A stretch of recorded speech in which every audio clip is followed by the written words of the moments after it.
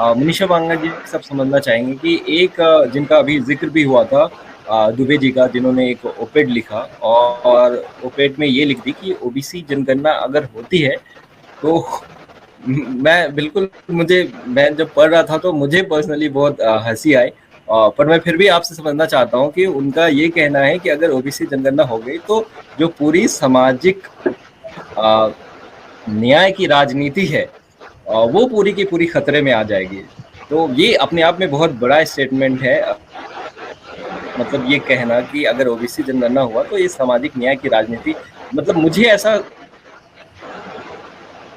Desperate statement है, बहुत ज्यादा डिस्परेट स्टेटमेंट है। पर मैं आपसे समझना चाहता हूं कि अगर आप इसको इंटरप्रेट करें, ब्रेक डाउन करें कि बहुत ज्यादा इसमें नहीं जाने की जरूरत है कि ये क्या कहना चाह रहे हैं, बट इसके पीछे की जो मानसिकता है अगर वो हमारे आप ऑडियंस को बताएं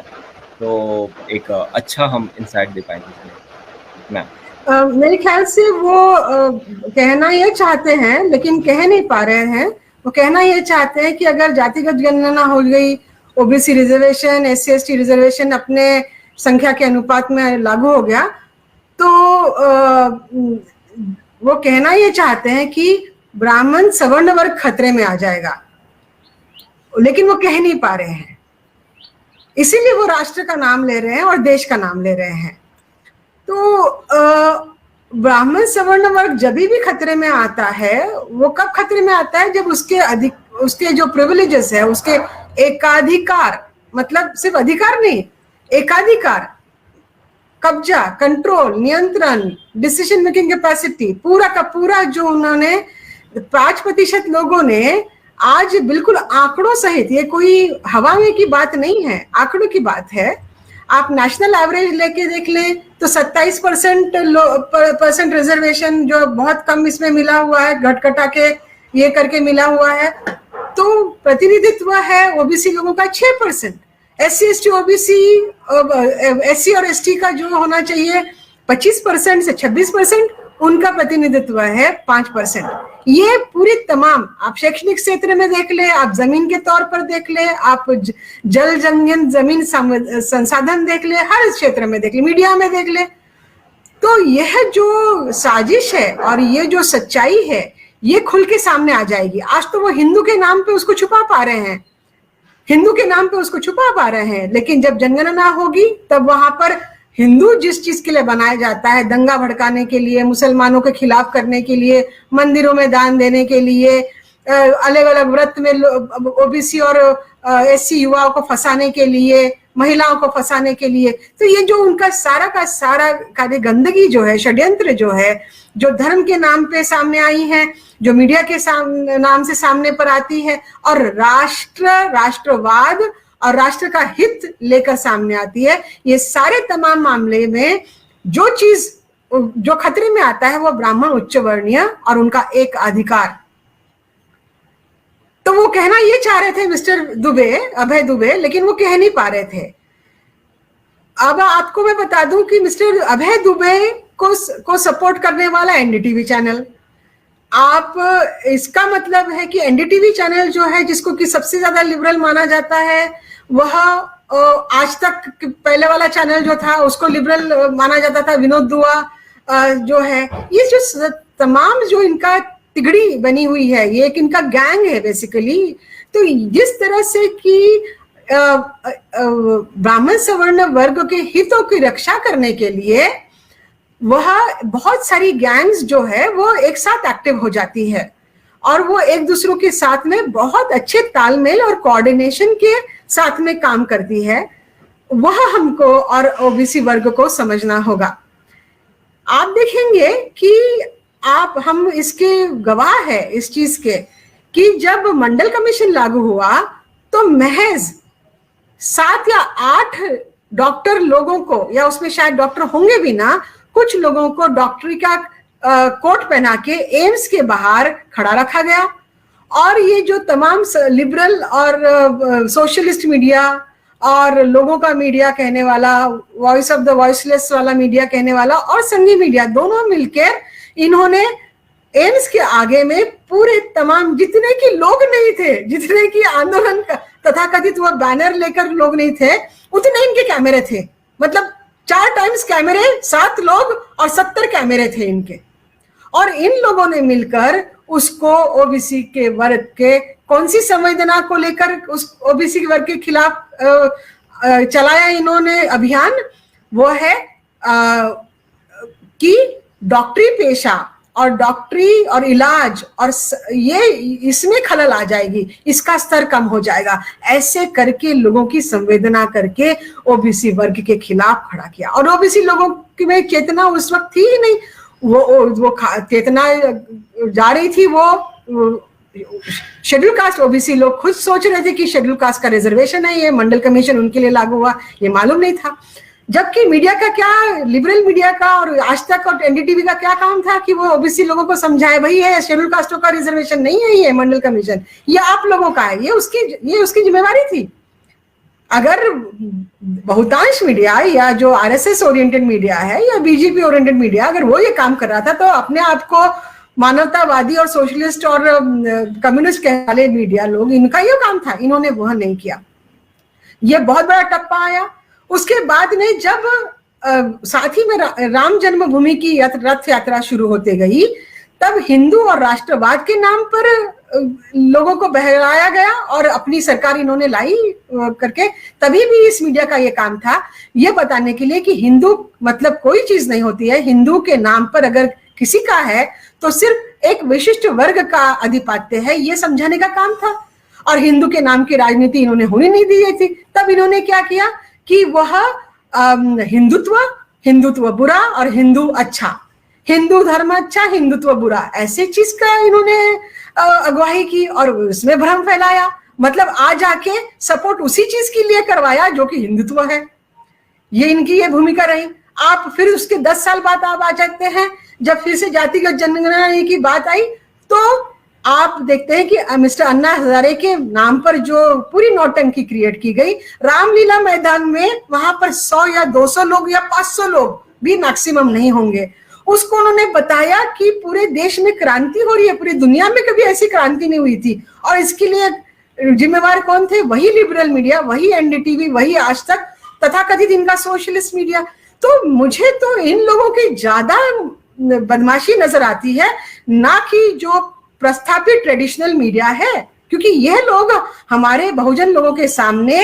एक परिवर्तन लाने के लिए परिवर्तन लाते हैं, आपके लिए बोल रहे हैं, ऐसा करके आते हैं। तो यह जो लगातार इनकी जो ये हुई है,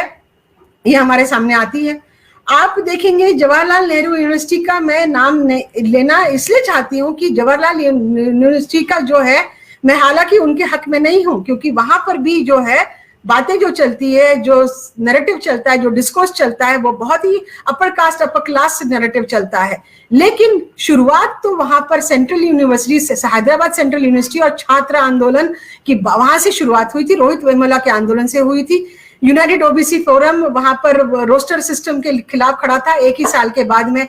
तब आप देखेंगे कि ये पूरे माहौल में इनकी भूमिका क्या रही। Bhima Koregaon, SC/ST atrocity act, ये सारे मामलों में जो भूमिका इन्होंने अपनाई है, यह पूरी की पूरी तरह से ट्रेडिशनल मोनुवादी मीडिया को सपोर्ट करने वाली मीडिया का इनका रुख रहा है। जिस बात की बात आप अनिरुद्ध जी अभी कर रहे थे, मैं उसी को आगे बढ़ा रही हूँ। तो मैं आपको बताना चाहती हूँ कि यहाँ पर जहां तक मिस्टर अभय दुबे की बात अगर आप करेंगे, आप इनके साथ जब ये बोलते होते हैं तो इनके पैनलिस्ट आप देखेंगे कौन होते हैं। इनके पैनल अभय दुबे के साथ में पैनलिस्ट होती है संघमित्रा शर्मा, उसके साथ होता है मिस्टर शुक्ला, उसके साथ में होता है कोई मिस्टर तिवारी, और उसका गठन करने वाले होते हैं मिस्टर रवीश कुमार पांडे या मिस्टर अभय या मिस्टर दुआ या मिस्टर और कोई उनके तिवारी और आशुतोष। ये सारे तमाम लोग हैं, ये वाकई में ये जिंदा लोग हैं, ये हमारे सामने आने वाले चेहरे हैं रोज आने वाले, और इनका नाम ना ले तो वो एक बहुत बड़े अपने आप में एक गुस्ताखी हो जाएगी कि अगर हम उनका नाम ना ले। तो इन लोगों को मैं आज के माध्यम से बताना चाहती हूँ कि इन लोगों का काम, रवीश कुमार पांडे जी का काम, अभय दुबे जी का काम, ये अपने आप को बहुत ज्यादा प्रगल्भ प्रोग्रेसिव करके आना बोलते थे, तो इन्होंने ऐसे आर्टिकल्स नहीं लिखने चाहिए, या अगर कोई ब्राह्मण सवर्ण वर्ग के लोग लगते हैं तो उनका खंडन करना चाहिए, यह उनका काम होना चाहिए। तो फिर इस मीडिया ने करना क्या चाहिए आज? एनडीटीवी में और ये सारे जो चैनल्स हैं इनमें क्या करना चाहिए सवर्णी मीडिया? इन्होंने डिबेट्स लगाने चाहिए और उसमें उन्होंने आरक्षण के खिलाफ पूरे माहौल जो इन्होंने बनाया हुआ था इतने 70 सालों से, वो आरक्षण का माहौल बनते बनते 10% से कम लोगों ने आर्थिक आधार पर ईडब्ल्यूएस और सवर्ण आरक्षण के चलते हुए कितना ज्यादा हिस्सा इन्होंने ले लिया है, और ये इन लोगों को बताना चाहिए, ये इन्होंने ये काम करना चाहिए अगर ये वाकई में राष्ट्रहित में काम करना चाहते हैं तो। अगर वाकई में ये राष्ट्रहित में अगर ये कहना चाहते हैं तो ये मैं इन लोगों को कहना चाहूंगी। क्यों? क्योंकि राष्ट्र तब बनता है जब पार्टिसिपेशन, सभी समूहों का पार्टिसिपेशन होता है। राष्ट्र में जनगणना क्यों संविधान में SC ST लोगों के लिए मैंडेटरी क्यों की गई? क्योंकि जनगणना नहीं होगी तो पता ही नहीं चलेगा कौन कितना दबा कुचला है। और जिस आधार पर आज सुप्रीम कोर्ट और सारे न्यायालय लोग उस चीज को हटा देते हैं कोई भी स्कीम लागू करने के लिए, अगर मिस्टर स्टालिन जो चीफ मिनिस्टर है वहां पर तमिलनाडु में वो उस चीज को लागू कर पा रहे क्योंकि वहां के कोर्ट ने और उस चीज को उन्होंने देखा कि कितनी हमारी जनसंख्या है, 70% है तो 70% लागू किया, 60% है तो 60% लागू किया। जब ये देश एक है और वहां पर ये लागू हो सकता है तो यहाँ पर क्यों नहीं हो सकता? ऐसी डिबेट इन्होंने यहाँ पर लगानी चाहिए। अभय दुबे ने वहां पर लोधी और कुर्मी और गुर्जर ये लोग आप में कैसे लड़ेंगे ये बताने के बजाय, या किसको कितना मिलेगा ये बताने के बजाय, उसने आंकड़े ये बताने चाहिए कि 1.5% ब्राह्मणों का परसेंटेज है, उसमें अगर आप इजाफा भी कर दें कि जो लोग फॉरवर्ड कास्ट और जो राजपूत ब्राह्मण बनना चाहते हैं और जबरदस्ती में जेनेऊ लगा के घूम रहे हैं उनको भी अगर मिला दे तो 3% के ऊपर ये लोग हैं नहीं। और 3% लोग किस तरह से 10%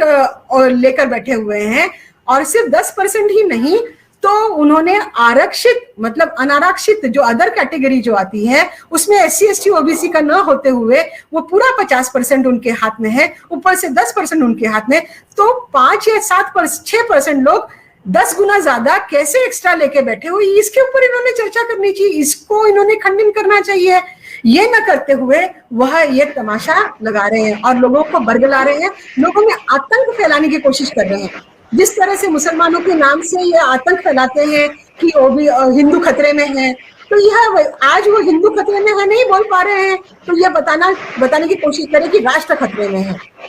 ये इस वजह की साजिश कर रहे हैं। आप देखेंगे एक हाल ही का मसला है अनवरुल, दिल्ली में ये घटना हुई है, और दिल्ली में घटना हुई है जहां पर वो लड़की 9 साल की लड़की का रेप होकर उसको क्रीमियट भी कर दिया गया। और मैं आज की तारीख में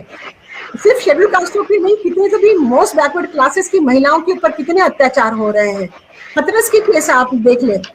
लेकिन दिल्ली कैंट की केस में लगातार लिटरली राधे श्याम जो है वो ब्राह्मण प्रकृष्ट है,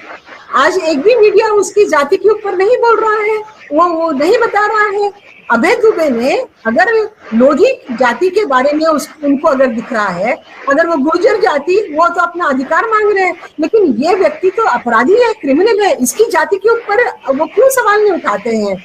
तो कहने का मतलब ये है कि आप राष्ट्रहित की बात कर रहे हैं, आप राष्ट्रहित की बात कर रहे हैं। राष्ट्रहित के इसमें ओलंपिक्स खेल जो है, महेंद्र जी आप अपना थोड़ा म्यूट कर देंगे तो वो डिस्टर्बेंस नहीं आएगा। ओलंपिक खेल है, ये राष्ट्रहित है, ये राष्ट्र का गौरव है,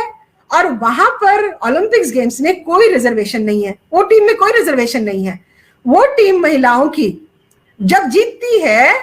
और जब वो जीतती है सेमीफाइनल्स में,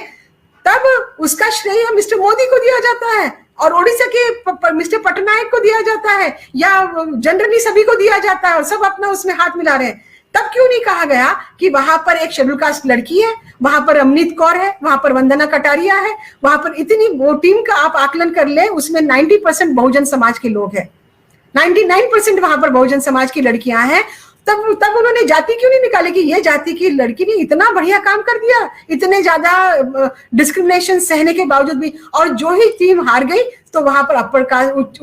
जो है सवर्ण ब्राह्मण लोग उसके घर पे जाके त्राही त्राही मचाने लगे, उसको धमकाने लगे, उस आतंक में फैलाने लगे। तो अभय दुबे ने वहां पर कौन से जाति के लोग वो वंदना कटारिया के घर के ऊपर दौड़ के गए थे, उस जाति में कितने, उस जाति के विभाजन क्या है, उन लोगों के ऊपर चर्चा नहीं करनी चाहिए। आज वो जरूरत है। राष्ट्रहित इसमें निहित है, राष्ट्रहित इसमें निहित है, ना कि हर जो जातियों को या जो समाज को वंचित रखा गया और हिंदू के नाम पे बरगला के आज तक आप उन लोगों का पूरा हिस्सा उनको लूटते रहे, खसोटते रहे, उनको मरवाते रहे, उनका लिंचिंग करते रहे, उनको इतना उदासीन और उतना हेल्पलेस रखते गए कि आज वो अपना प्रोटेक्शन नहीं कर पा रहे हैं। वो लोग अपनी महिलाओं का प्रोटेक्शन नहीं कर पा रहे हैं, वो भाई अपने बहनों का प्रोटेक्शन नहीं कर पा रहे। आपने उनको इतना हताश और इतना निराश करके रखा है, उनको इतना संसाधन विहीन करके रखा है। उनके लोगों के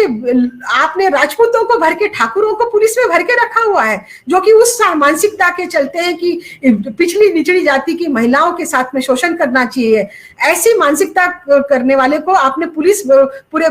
फोर्स में भर के रखा हुआ है। अगर SC ST OBC का आरक्षण लागू होता है, जनगणना होती है, तो SC ST OBC के लोग पुलिस रहेंगे, वो अपनी बच्चियों के और अपने महिलाओं का प्रोटेक्शन कर पाएंगे कि नहीं कर पाएंगे? आप वहां पर जाके FIR दर्ज करवाते तो SC और OBC का और ST का वहां पर FIR दर्ज करने के लिए कोई वक्त नहीं होता है, कोई व्यक्ति नहीं होता है, इसलिए दर्ज नहीं किए जाते हैं। आप आंकड़े बताते हो आपके, और इस मुर्दा लोगों के मुर्दा शरीरों के ऊपर आप आर्टिकल छापते हो, आप अवार्ड लेते हो, आप कुलदीप नायर के अवार्ड लेते हो, आप मैगसेसे से अवार्ड लेते हो, आप तमाम चीजें करते हो। तो ये बोलने की जरूरत है, ये बताने की जरूरत है कि अगर SC ST OBC के वर्ग मीडिया में रहेंगे तो बात उठेगी, और नहीं उठेगी तो उनका समाज उनकी गच्ची पकड़ेगा कि आप बात क्यों नहीं उठा रहे हो। आप 4 लोग बैठ के इस देश के लोगों का 90% लोगों का आप डेस्टिनी डिसाइड नहीं कर सकते, उनका भाग्य डिसाइड नहीं कर सकते, नहीं होने दिया जाएगा। अभी बहुत हो चुका है अभी तक, और ये चीज बहुजन समाज के लोगों ने समझनी है, ये चीज बहुजन बुद्धिजीवी लोगों ने समझनी है, और वाकई में ये चीज के ऊपर समाधान लाने की जरूरत है बुद्धिजीवी लोगों के तरफ से कि जब अभय दुबे जैसे लोग आतंक, क्योंकि ये इनका पढ़ा लिखा अलग अलग समय पे अलग अलग तरीके के लोग आतंक फैलाते हैं। कभी VHP त्रिशूल लेके आतंक फैलाती है, तो कभी पुलिस में बैठ के मंदसौर में 11 किसान हमारे लोग मर जाते हैं, या फिर मुसलमान का एनकाउंटर हो जाता है भोपाल में, तो उसकी चर्चा नहीं होती उसके पर। तो अभय दुबे जैसे लोगों ने इनकी जातियां कौन है, कौन बैठे हैं वहां पर, कौन हिस्सा खा रहा है OBC लोगों, इसका मुआयना करना चाहिए, इनकी जाति में जाना चाहिए, उसमें दिखाना चाहिए फिर कि ब्राह्मण वर्ग के ये गोत्र के लोग इतने बैठे हुए हैं, ब्राह्मण वर्ग के वो गोत्र के लोग उतने बैठे, द्विवेदी इतने बैठे, त्रिवेदी इतने बैठे, इसकी शहानिशा करनी चाहिए। ना कि ये देखना है कि जो पूरा का पूरा समाज कभी लोधी की महिला के ऊपर अत्याचार हो रहा है, कभी लोधी के यादव उसका एनकाउंटर किया गया, वो तो अपना ये चला रहा था, क्या चला रहा था वो, जिम चला रहा था। तो तब नहीं आपको समझ में आया, और उसको न्याय नहीं मिला है, तो न्याय नहीं देने वाले किस जाति के लोग हैं ये कब पता चलेगा इस देश में, ये कब सवाल उठेगा इस देश में, न्याय जो नहीं दे रहे उसकी जाति क्या है। तो आखिरी में मैं ये कहना चाहूंगी कि अभय दुबे जैसे लोग, अभी इनकी तादाद बढ़ जाएगी, जैसे कुकुर मुत्ते के जैसे लोग उग जाते हैं ना बारिश आने पर, तो कुकुर मुत्ते के जैसे ये सब तरफ अभी ये उग जाएंगे, और ये लोग लिखना शुरू करेंगे, ये लिखना शुरू कर दिए हैं, ये बोलना शुरू करेंगे, ये करेंगे। तो हमारे भी कुछ पैमाने और हमारे भी कुछ मापदंड होने चाहिए कि हमने कब तक इनकी बात सुनना चाहिए। और वाकई में जो ये पैनल में ये जो चर्चा बनकर आई है कि अगर उस पैनल में कोई भी SC ST OBC नहीं है तो उस पैनल को हमने देखना ही नहीं है, वो अगर वो उस चरित्र तो है ही उनका कि वो हम लोगों ने एनडीटीवी और तमाम, सिर्फ एनडीटीवी नहीं, जितने भी सवर्ण मीडिया है, मेरा कोई पर्सनल एनिमिटी तो किसी चैनल के साथ में है नहीं और ना ही किसी पत्रकार के साथ में है नहीं। जितना उन लोग अपने क्या कहते हैं प्रोफेशनल एथिक्स के साथ में जो काम कर रहे हैं, हम तो हमारे प्रोफेशनल एथिक्स के आगे जाकर हम लोग काम कर रहे हैं। हम तो जर्नलिज्म का काम हमको जबरन उठाना पड़ रहा है, ये हमारा काम नहीं था, क्योंकि वो अपनी जिम्मेवारी नहीं निभा रहे, इसलिए हमको ये उठाना पड़ रहा है। तो हम लोगों ने अपने मापदंड ये बनाने चाहिए कि हर मीडिया हाउस के जो संगठन है उनका, उसमें किसका पैसा लग रहा है, कितने लोग SC ST OBC वहां पर है कि नहीं है, एडिटर कितने SC ST OBC है, क्या है, ये इसके आंकड़े हमारे सामने हमारे समाज के साथ हमको शेयर करने पड़ेंगे। और अगर वहां पर हमारे लोगों की नुमाइंदगी नहीं है, अगर सुबह ऊपर से लेके नीचे तक, एडिटर से लेके रिपोर्टर तक सब वही बैठे, तो वो चैनल देखने की जरूरत क्या है हमको, हमारे लोगों को? अगर उस पैनल में हमारे लोग बैठे हुए नहीं है, हमारे बुद्धिजीवी, हमारे हर इसमें के लोग नहीं बैठे, तो वो पैनल हमको देखने की जरूरत ही क्या? अगर वो आर्टिकल, मैं तो कहती हूँ कि OBC जनगणना, SC ST atrocity, SC ST reservation, सारा ये जो मामला है, इसके ऊपर अगर कोई भी सवर्ण उच्च वर्णीय वक्ता या व्यक्ति आर्टिकल लिखता है या बोलता है, उसको हमने पूरी तरह से खारिज करना चाहिए। वो हमारे तक आना ही नहीं चाहिए, हमको पढ़ना ही नहीं चाहिए। हाँ, जानकारी के लिए या षड्यंत्र कैसे रच रहे हैं ये जानने के लिए हम लोग पढ़ सकते हैं, लेकिन उसमें से हम जानकारी लेके उसका हवाला देके हम कोई और चर्चा करेंगे, ऐसा हम लोग ने करना ही नहीं चाहिए। मतलब आम जनता ने देख लेना चाहिए कि आर्टिकल किसने लिखा। अभय दुबे शुक्ला तिवारी का नाम है, जनगणना का मसला है, कचरे के डब्बे में डाल दो उसको, सबसे पहले उसको देखने की जरूरत ही नहीं है। इस तरह का रुख जब तक इख्तियार नहीं करेंगे तब तक ये जो है ये बात बनने की नहीं। और ये जो हमारे आंदोलनों को पूरी तरह से ये करके देश की जो हालत इतनी गंभीर बनी हुई है, और हर इंडाइसिस में देश इतना गर्क हो रहा है और पूरा समाज इतना गर्क हो रहा है, कल को जाकर तो ये इतना गर्क हो जाएगा कि हम लड़ने के काबिल भी और प्रतिकार करने के काबिल भी नहीं रहेंगे। तो वैसी स्थिति आने के पहले अब मीडिया प्रोपेगेंडा बहुत ज्यादा मायने रखता है। मीडिया प्रोपेगेंडा लोगों को मानसिक बीमार बनाता है। अपने हित में काम करवाने के लिए ये मीडिया ने क्या क्या किया हमारे सामने वो सब मौजूद है। इन चीजों को लेकर हमको जाना पड़ेगा और बॉयकॉट का जो मामला है उसको हमको गंभीरता से लेना पड़ेगा। इतना कहकर मैं यहाँ पर अपना ये खत्म करती हूँ। Please subscribe and don't forget to press the bell icon to get notified whenever we upload a new video.